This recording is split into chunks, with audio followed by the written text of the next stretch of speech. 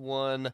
Northwestern at Washington, Andrew. This is an interesting game here. We have Northwestern coming off the win against Eastern Illinois last week, and we have Washington coming off the loss with that Washington State Apple Cup.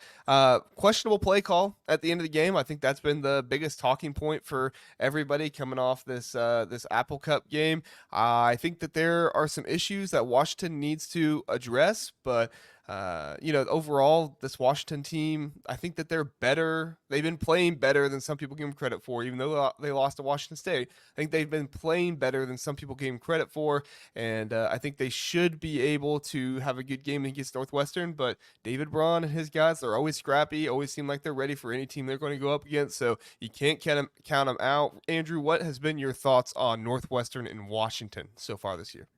Yeah, I think Northwestern. I look at their performances the first three games, and I just see a battling squad. Like, this team is scrappy, like you said. They struggled in their only matchup against a Power Four opponent, but that was a pretty close one as well. They squeaked by Miami of Ohio, but overall, if I'm looking at like their defense, I think that they've been playing slightly above kind of their billing. And on the offensive side, I do like some of their playmakers like AJ Henning and running back Cam Porter. So I think this is a squad that nobody should be sleepwalking against. Where I do think that there are some opportunities against them is through the air. They're pretty middle of the pack right now in terms of passing yards allowed per game, if we're looking at the full FBS records right now. And that's really where I think Washington has the greatest advantage in this one, unfortunately, because they've just been airing it out like crazy. QB Will Rogers on the Husky side has been putting up big numbers, really high completion percentage with no picks. They're top 20 in FBS and total offense.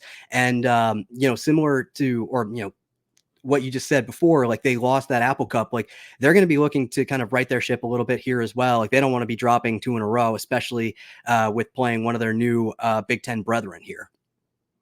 Yeah, I agree. I think that Washington has something to prove in this game, and they have the offensive firepower to go up against Northwestern's defense. We'll just see if Northwestern's offense, with new starting quarterback Jack Lausch, is going to be able to go against them. Get to that back here in just a minute. Got some comments I want to get to. Sean says the purple on purple game. Has there ever been a purple on purple game in the Big Ten? I don't know. I don't think I so. don't think Yeah, so. I don't didn't think of that. I don't think there's ever been an alternate purple uniform versus a purple and white team or anything like that.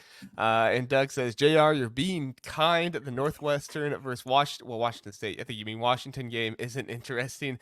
Yeah, it's kind of weird. So it is a Big Ten game. I wouldn't say it's, going to be a battle for who's going to win the Big Ten or anything like that. But I do think that if we're going to see a Washington team that's going to prove people wrong and saying they're not as talented, that they do need to win this game and kind of get back to going in the right direction. Speaking of people don't think they're very talented, Sean says, I like Northwestern here, even with the travel. Don't think Washington is that good. Lost a lot of talent. That they did. And that's what I'm saying. If Washington wants to, still kind of, I don't want to say be respected, but, be seen as still a talented team, they're going to have to get that win against Northwestern this week.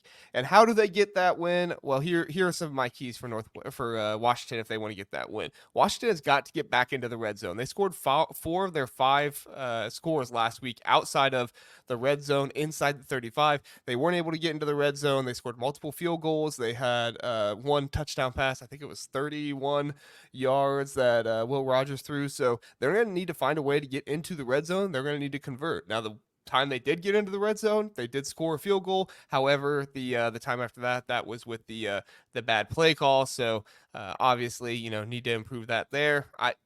It's just me, but if you're that close to the goal line, you got to give the ball to Jonah Coleman. Jonah Coleman is a really good back, and even though he's kind of smaller and not necessarily a goal line back, you still got to give the ball to him and let him work. Jack Lausch was 11 for 11 in the second half last week, so Eastern Illinois, obviously not the best competition in the world.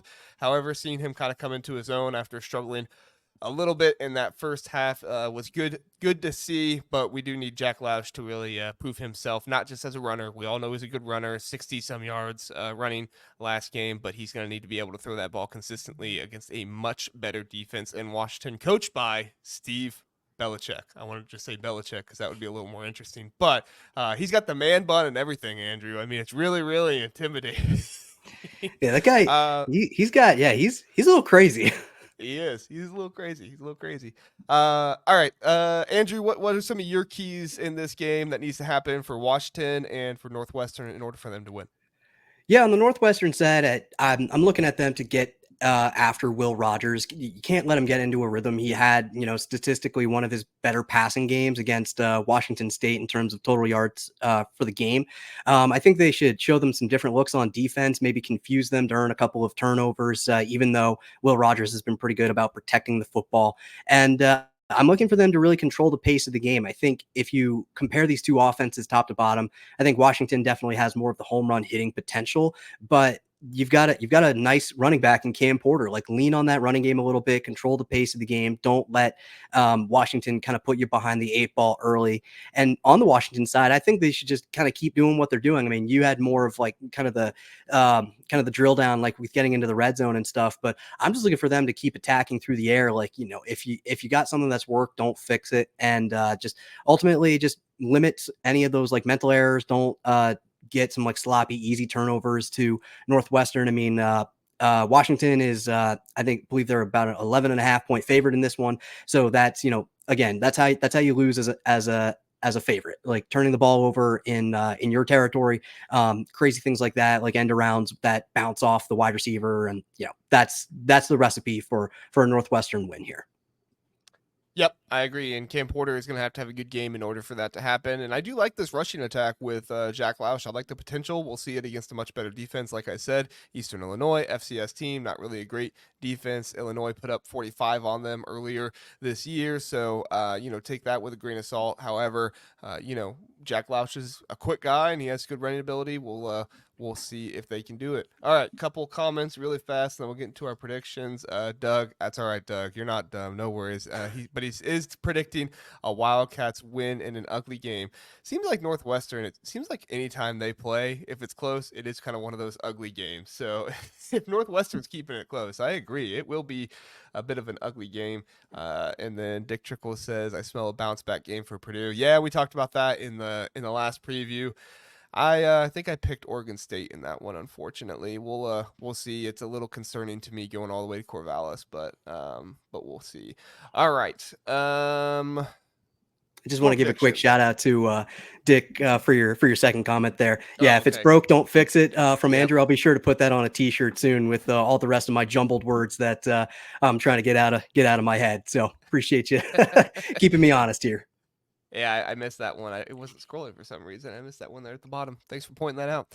All right, score prediction. So I think in this one, to me, Washington is just the overall more experienced team, both in their coaches and their team. They brought in a lot of transfer portal guys who have experience playing elsewhere, and they have coaches on this staff that have not only coached college football, but they've also been in the NFL. I think they're just overall the more talented team, and it's at home for them. So I'm not by any means predicting a blowout for Washington. However, I am going to pick the Huskies in this one. I think they win 24-13. I think that Northwestern finds a little bit of offense here, but not enough to really compete with Washington throughout the game. I think Washington is going to get up early and just kind of keep that. And anytime Northwestern gets close, I think Washington's going to find a way to score. I agree with you. They do have to keep the ball away from the other team. They cannot allow Northwestern to get some turnovers and start doing that. But we'll see if it can happen. Andrew, what is your score prediction, and how do you think we get there? Yeah, I think this is uncanny because if you had like listened to this, outside of this pod, you'd think that we'd exchange notes because my score prediction is very similar to yours. I've got Washington winning this one 28-13 for all the reasons that you mentioned. The long cross country road trip for Northwestern. It's at home for Washington. That's a tough place to play. So I like the Huskies in this one. All right, interesting. Interesting. We got people in the chat picking Northwestern, and you and I are picking Washington. We'll see. I do not doubt Northwestern. Like some of you guys were saying, if it's an ugly game and they're able to muck this up, we could see a Northwestern win for sure. Definitely could happen. I have my concerns about Jack Lausch and the starting quarterback there. He's only started one game other than this one, and I didn't know if going away from Mike Wright was really the best option in my mind, but we'll see. Who knows? Jack Lausch could come out and throw for 300 yards and rush for 100 and prove me wrong. If he does, more power to him.